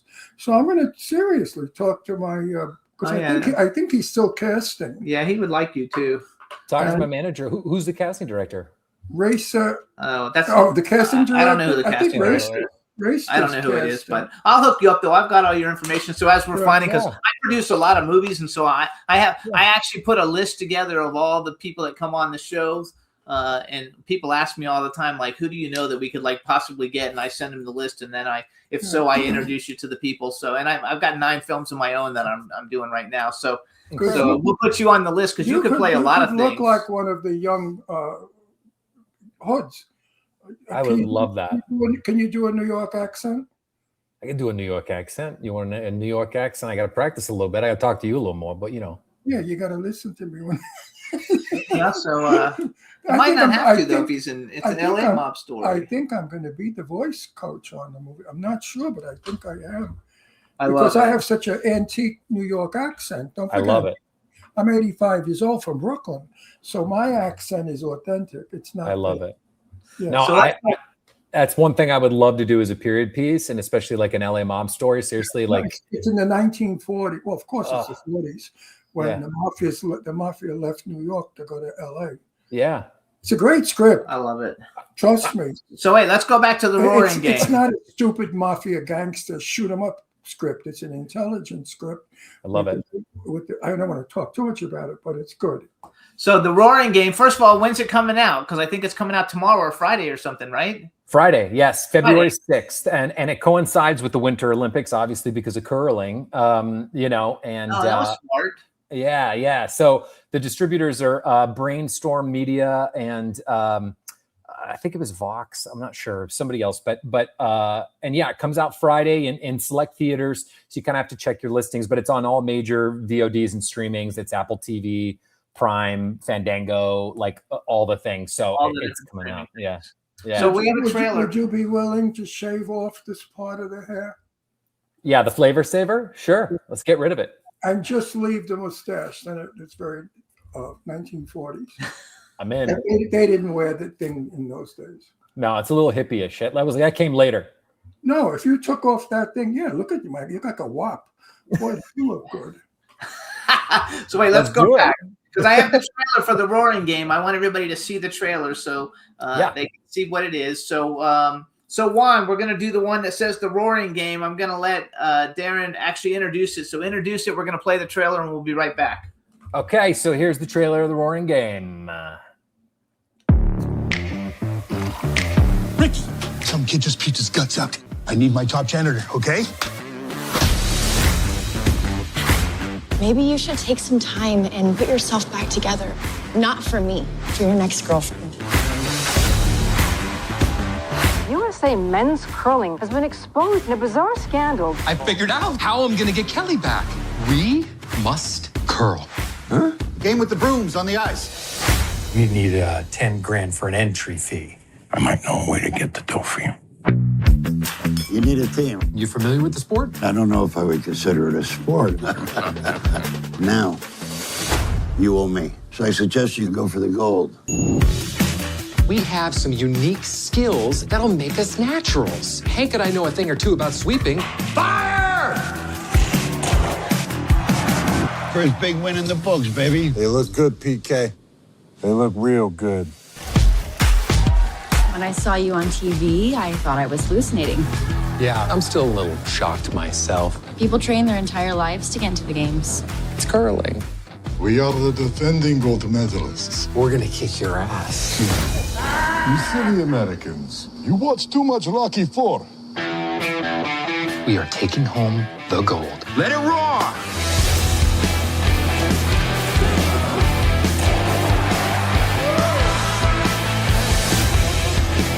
In this life, you only get a certain amount of chances, and then it's over.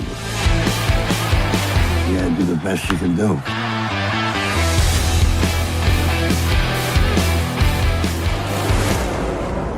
That's not good. People. A lot of big TV people in there. I love it. All right, let's talk about you. You without the mustache, and you're very handsome, and you look really good. Good teeth. I like the way you pull your. I like the way you pull your mouth back and your teeth. That's very mafia. No, really. And Mickey Rourke, I didn't even know it was him. He looked so fucking bad. What did he do to himself? What did he do to himself? Anyway, you can't comment on that.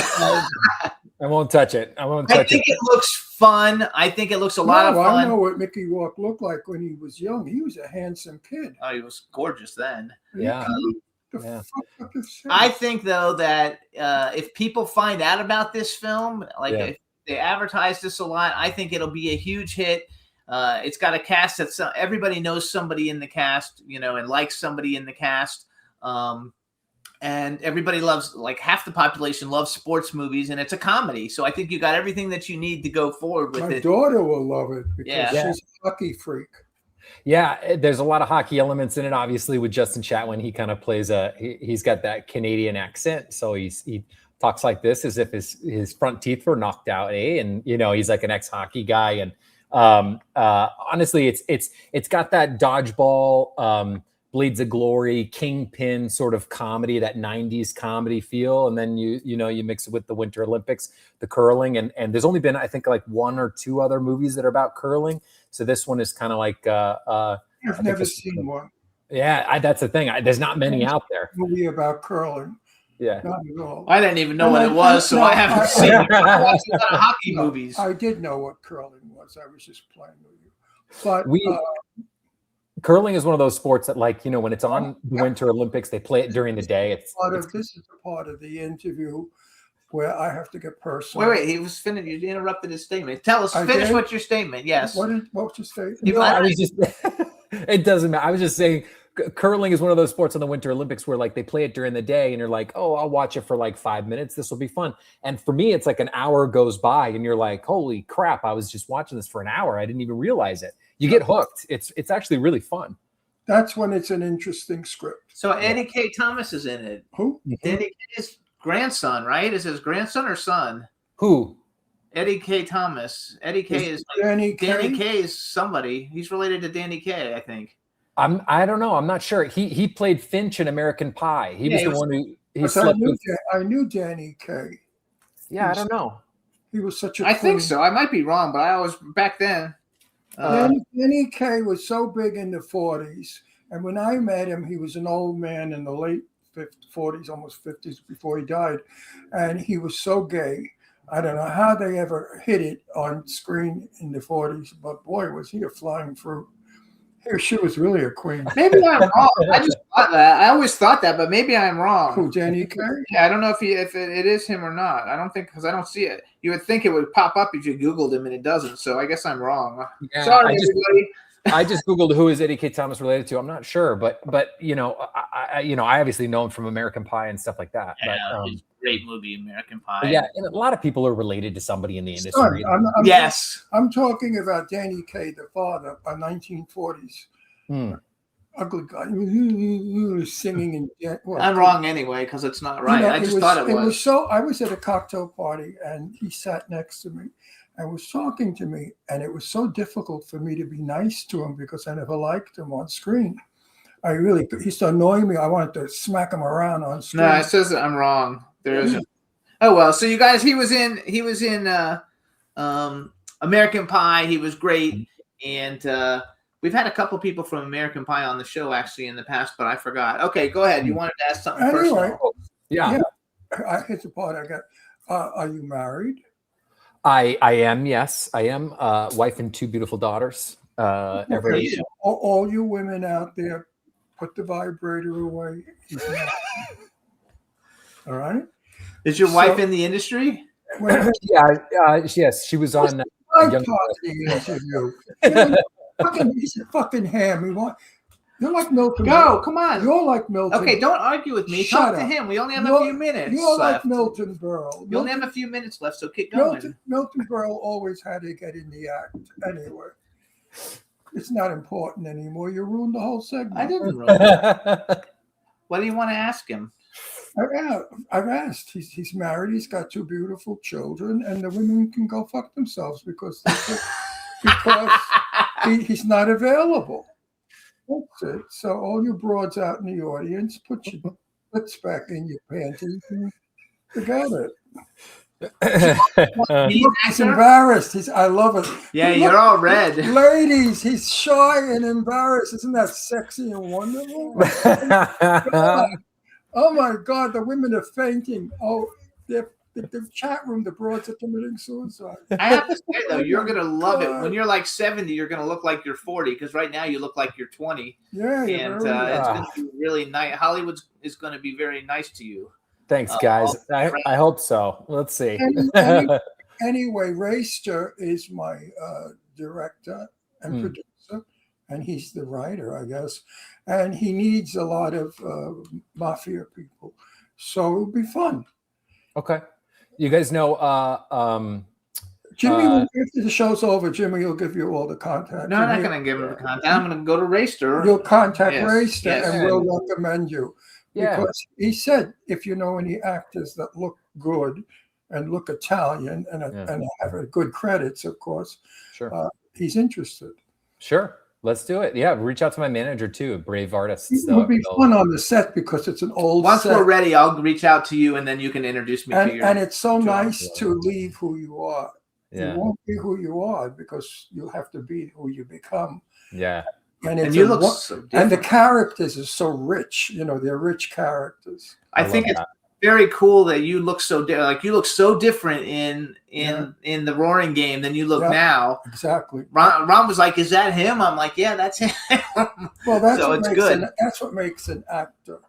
You know, I transform from this old man sitting here with a Brooklyn accent. I become a very sophisticated younger man if I have to. That's true. I seriously do. If you saw pictures of me, you wouldn't believe it. Can they put up my poster? I know we don't have it. Oh, No. I want to advertise that because it's pretty. We did it last week, so. We did it last week? Yes. So here's a question I like to ask everybody. First of all, we want to go over it one more time. You guys, The Roaring Game, it comes out on all the video on demand sites on Friday. Please support indie film. Indie films are great. It looks like a great film, and it coincides with the Olympics. It looks very, very funny, and you'll know a lot of the people in it from different shows that you've liked and watched. So please support indie film. Also, you can follow on Instagram, the Darin Brooks. Darin only has one R, so it's Darin. So it's the THEE Darin Brooks on Instagram. Are you also on TikTok or no? I am same handle for everything for TikTok, X, and Instagram. But I'm just starting to kind of do more TikTok. I never used to, but I'm getting into it. Same handle though. Yeah, you have to do it because like you get a lot of views. Like we have, I don't know, I have like 30 million plays or something on TikTok. TikTok's a really good one to get on. That's awesome. So get on there. All right, so here's something I like to ask. Bucket list question. Sure. Male and female actor that you've never worked with that you think would be fun to work with, and they could be living or dead. And then the second part of the question is if you could ever be in any movie that's ever been made, what movie would you have liked to have been in? Oh God. There's so many answers to these questions for me. That's okay. You can give us a couple. People I would love to work with. I grew up with the Harrison Ford, Kevin Costner, Michael Keaton crew, like all those movies that those gentlemen have made. I like are my anytime they're on, I'll watch them. I've seen all their Indiana Joneses. I've seen all the Star Wars. I've seen all, Beetlejuice a billion times. And also a small throwback to what was the one that I really loved from Michael Keaton? Johnny Dangerously. You guys remember that comedy? I remember that. It was that. a great movie. So good. And a lot of people don't know. And they, with Michael Keaton doing his comedy in that thing, it was so fun. But those are probably three of my top. I mean, you can't answer that. John Travolta, I'd love to work with. I'd love to work with Jack Nicholson, like Johnny Depp. Come on. You can't ask me that. There's too many people I want to work with. All right, so go to the women and give me some women that you think would be fun to work with. Oh man. Geez. Halle Berry. I would love to work with Halle Berry. I think she's phenomenal. Charlize Theron. Halle Berry. She's phenomenal. She is probably. My daughter was Miss Long Island, and Halle was the year before. She was in the same pageant before she became a star. Wow. And the pageant people went nuts over her. And she was the loveliest, most charming little girl you ever saw. And that's why she won Miss Long Island before my daughter Leslie. So she gave you Leslie the crown, right? Yeah. She passed over the crown, from her to Leslie next year. Right. So Halle is always in my heart because we spent a lot of time together. Terrific actress too. You chose well. Thank you. Thank you. She's a good actress as well as a good person. Yeah, that's what I care about too. Like, you know what I mean? Good people to work with. I mean, we can get stuck with people that are, not nice to work with. But when you get the real ones and you hear the stories about the real ones, you're like, with some bitches and bastards. Believe me. But who I'm dying to work with? I want to open the door for her. I love her. I want her to play my wife in The Gift of Magic. The blonde. Oh, I don't know who you're talking about. The blonde, the one that we love. The one that Janae's friends know. Her roof is being done. Oh, it was awful when you have no Jennifer Coolidge. I love Jennifer Coolidge. She's so funny. I want to work. I want her to play my wife in a movie. I need her so bad. It's so funny though because his favorite modern day actress is Michelle Dockery. Do you know who Michelle Dockery is? Oh yeah, from the British. Yeah. That's an Abby, but that's like only one way that she acts. But then if you saw, did you see Flight Risk? No, I did not see It's on Flight Risk. HBO Max. You have to watch it. It is so good. And then You she had will love it because I'm gonna it's a one-woman show in an airplane. I love In other that. words, the dialogue, the way she acts, her facial movement, she's Mhm. brilliant. She's beyond brilliant. She's better than anybody I have ever met. Better than Betty Davis. Better than all of them. And it's just her, Topher Grace, and Mark Wahlberg in a plane. That's the It whole is movie. a fabulous Yeah, but it's movie. really good. And But she what also you did a really TV have show. to see is where she plays a drug addict, alcoholic, kleptomaniac, prostitute, murderess. All my favorite things. Behavior. It was Good on TNT.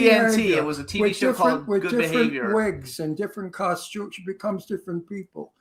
It is the most fabulous It series. has 2 seasons. It's so worth the watch. Watch We loved that it. one. Study Okay. her work. Study her work. You'll because love it. She's great. She does it the best. That's Good fun. behavior. Good behavior and Flight Risk. I'm on it. Yes. Yeah, All right. So then, what's a movie you would want to be in? Any movie that's ever been made? Would it be an Indiana Jones movie, or would it be something else? I Or it could would, be man. things. I would do an Indiana Jones movie. Like if somebody offered it to me, I'd say yes right now. And Pirates of the Caribbean. I wouldn't even question the script. I would just go and do it.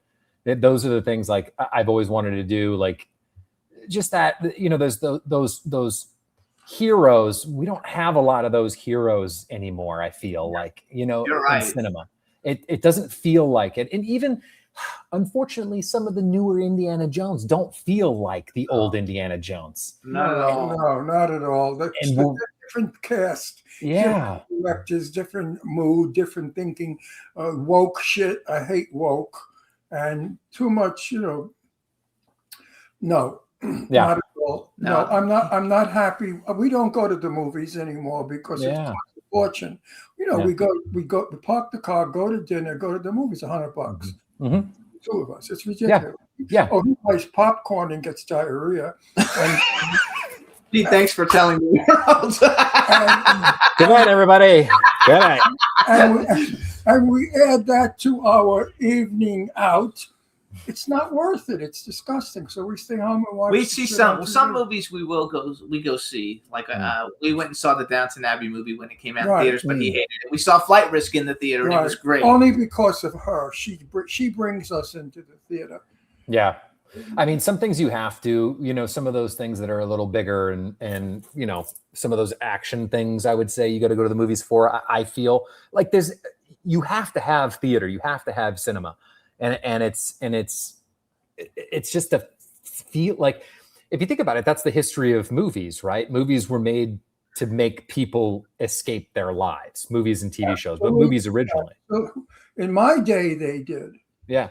He says that all the time. Not today. No, but you know what I mean? Are so violent. And, listen to me. I have so many friends that are writers because they're nice to me because they want me to give my scripts to Jimmy to produce. Right. So I get a lot of scripts and I read them and I say, why are you doing all violence, all action? And where's the dialogue? Where's the story? Where's the character assessment? What is it all about? I don't give a fuck about cars crashing. Right. I'm bored. Right. And they say that's what the audience wants. I say, no, a certain audience wants it. The stupid people, the people who like violence, the people who like killing and shooting. Mm-hmm. My day, the movie theaters were packed. Yeah. The whole downstairs, the upstairs, 1,000 people sometimes in a movie theater in New York, in Radio City. Yeah. And they sat there loving the film. Mm-hmm. You guys can't get a 500 audience to even sit through the goddamn movie. I know. It's sad. Honestly, I agree with you 100%. It's sad because like what it represents is it's not what it used to be. And we need to get back there again. In some fashion, we need this industry to get back on track. I'm all for it. Yeah, I am all for it. I promote it. I talk about it. Are we almost going? Yeah, we're gonna go. So real quick though, you guys, I really want everybody to see it. Darin is a great comedic talent. If you guys used to watch Blue Mountain State, it was a great show. Yeah. Everybody in it was great. Your friend Bob Forster was in that. Bob Forster was in Blue Mountain State, I believe, back in the day. He was like the old guy. Robert Forster. Yeah, Robert Forster. I'm pretty sure he was back in the day. I don't know how many episodes, but I remember thinking, because I used to think he was What part did he play? I don't know, but he was in it though, wasn't he? Are you looking? Robert Forster, Forst. Oh, Robert Forster. What did he? I know him from all his movies, but yes, he was in it though, right? I'm not sure. Oh, we had Ed Marinero was our coach. Eddie Marinero. Very good friend of mine. Either way, you guys. You know Eddie? I don't know if Mountain State, I don't know if you can still see it or not, but you definitely want to go Friday and rent The Roaring Game. Let's really support indie film. It looks really funny. Darin's a great talent. Everybody in the cast is really good. We want to thank you for coming on the show. And when you've got stuff to promote, hit me up on Instagram and let me know, and we'll bring you out again. Of course. Thank you so much for having me. And I'll get in touch with you for some other stuff too. Right. Yeah.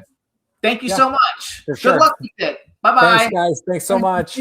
Thanks. All right, everybody. Thanks so much for tuning in today. Our two guests, Kristian Bruun and Darin Brooks, they were fabulous. Thank you for listening, and we'll see you next week. Bye, everybody. Bye, everybody. Jimmy, this is MC Alfred and Ozzy. I'm just chilling, Jimmy Star, yo, sitting down and designing. Where every man in thinking, what are we gonna be wearing?